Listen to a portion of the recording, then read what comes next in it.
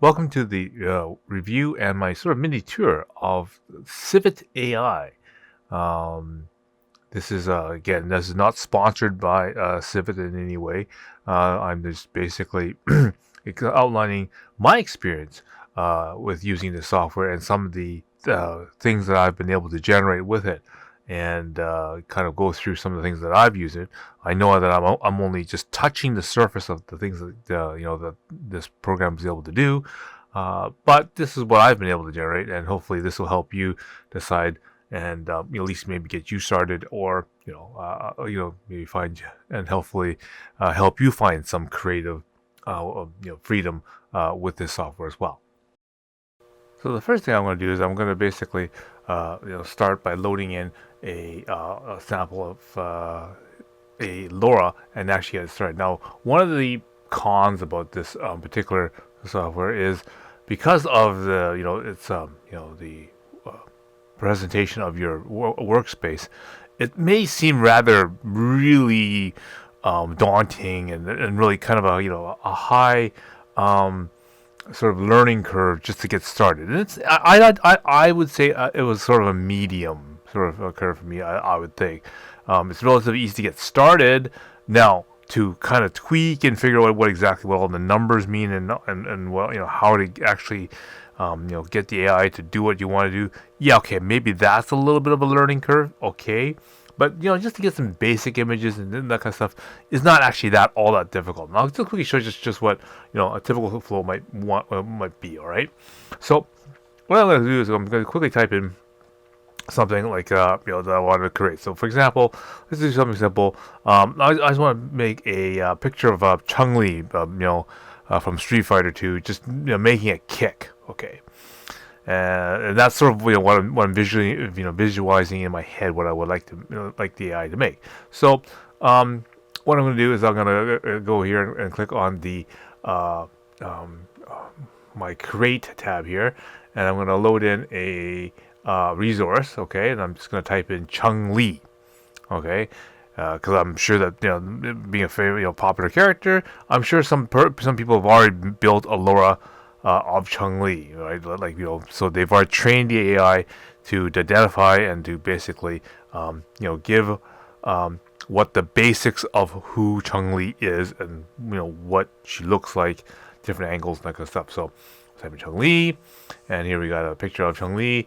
We'll just click on this one, say okay, we'll load this one, and then that will load it, and so now that will give us a template of what Chun-Li is now. Now I will type in the description of what I want that Chun-Li to sort of be like. Okay, so in this case, let's say I want Chun-Li. She's making a kick.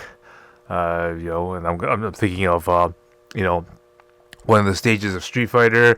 They're fighting in like on a dock, right? So there's people unloading stuff on a dock. So I figured, okay, well, right, why not write that down? Like, okay, Chun-Li, she's doing a kick. She's wearing sort of that blue, sort of wearing a dress. She's got 2 point, So basically, describing the picture in words, what you would like it to do, and then you would, let the AI try to create that picture for you using the template of what Chun-Li is. So after you type in your description, we hit generate, and then it'll generate some pictures of or samples of Chun-Li for it, right? And then based on that, you can then refine your words, word it a little bit better, start tweaking the numbers and whatnot. Now, one of the things that I also like about the Civet is the community engagement. Okay, so sure, you can go and go with one of the paid plans and that kind of stuff. But for a person who wants to interact, this very much kind of resembles like Twitch in many ways, right?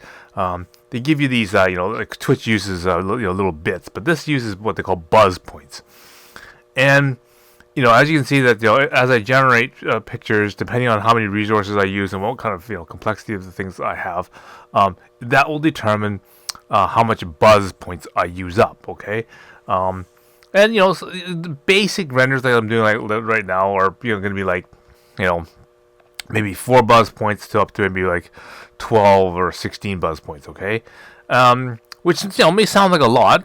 It's not really, because you can get a lot of points for buzz points by just doing community engagement. And what that means is that you can go around browsing other people's works and whatnot, and you can give them likes, okay, or hearts, okay, and every time you do that, you can get like 2 buzz points, okay, and you can do like 10 a day or something like that, right? So that's 20 points right there.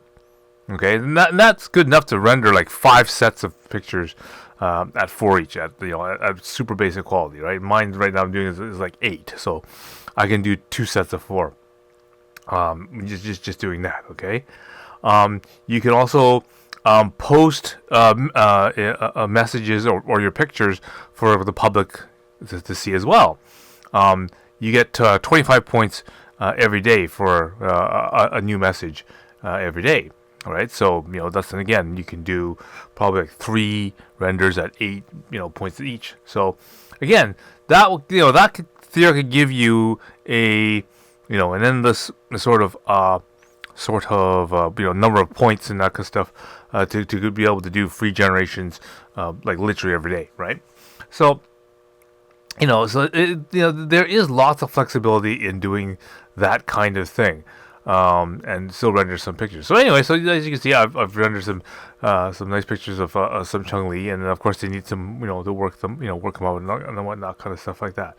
But I find that you can get some really nice pictures of that kind of stuff. The other thing that I really like about it is was the transparency. A lot of the images and that kind of stuff that you render on Civet, you can see what the other person did to render that picture. So if you see someone's picture and you like what they've done, you can and not all of them, but you can click on them and then you can see what he did to make that picture. And so if you want to try to use that sort of style or that pose or whatever, you can integrate that into your project, and maybe you can render it, re-render it, or reuse it, or use parts of it, and hopefully generate the picture you're looking for. The other thing I like about Civet AI is that it can also do videos and also do other editing features like face fix and insealing and that kind of stuff. So one of the things that I really like is that you can take an existing picture and animate it. Okay, so here I've taken a picture of Deedlit, which I've already used and rendered using Civet, and you can see the transparency again, where you can see how I actually generated this picture. And then I used image to video to take it and basically have her casting that spell. So basically you can see the workflow going and making this. And this is really important to me, in the fact that because I don't have a very modern system, I'm still using a 2015 iMac, right? So totally lacking in the ability to install and run this stuff myself, and of course the headache of actually trying to put all this open source stuff into a computer and then try to keep it update and everything like that. Civet does all that for you, right? Like this system basically can run on just like anything, right? Virtually, right? And all you have to do is just basically load it up and then just run it off of your web browser, right? So that's really convenient for me.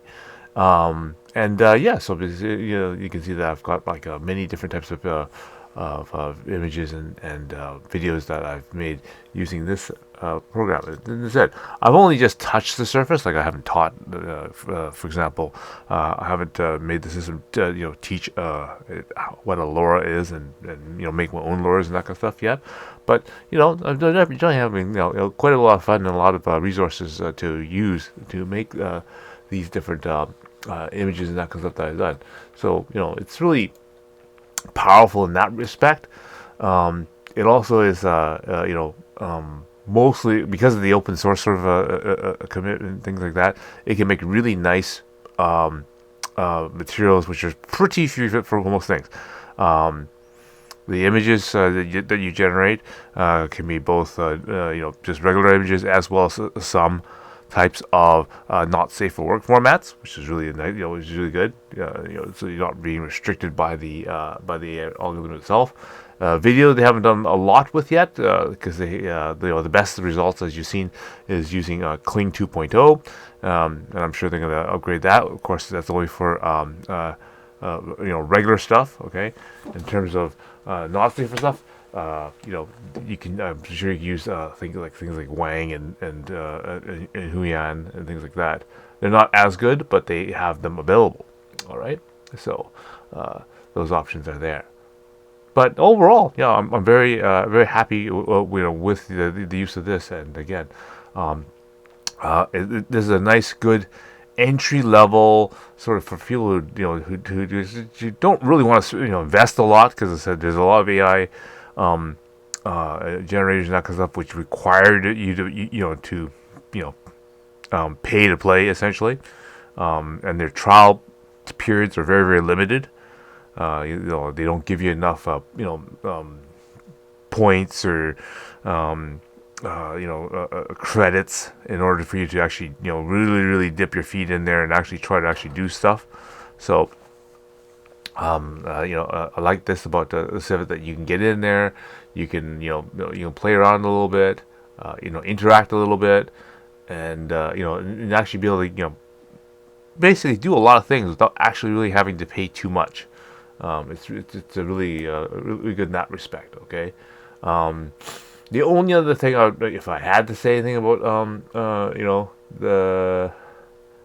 that would be about the Civic, is the fact that sure, there may not be an actual customer support line. I mean, sure, they have lots of Discord channels and things like that. But other than that, there's no a real good 1-800 number or anything like that. There's support emails and that kind of stuff, but the community is where you get most information, where you get most of your FAQs and that kind of stuff. But anything else in terms of support and that kind of stuff is a little on the little to virtually non-existent. But it is. I guess that's part of the building of this particular company. So. I think it's a good starting point for a lot of people, for sure. Anyway, so again, I'm not being paid or anything for this particular. I just happen to really like using this software, and I hope that some of the things that I've shown you here and some of the examples of that, do feel free to go look through my page and different things that I've generated, and just so you can see and what can be done.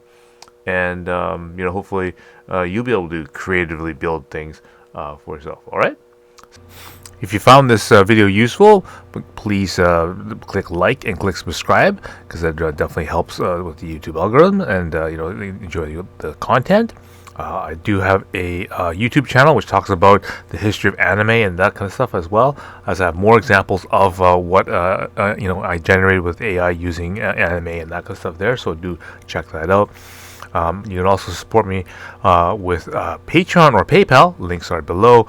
As well as if you like to see what other things, the projects that I've been working on, you can see my website below. All links also below. All right. So thank you for enjoying watching this video this far. I really appreciate it. And please subscribe to see more content like this.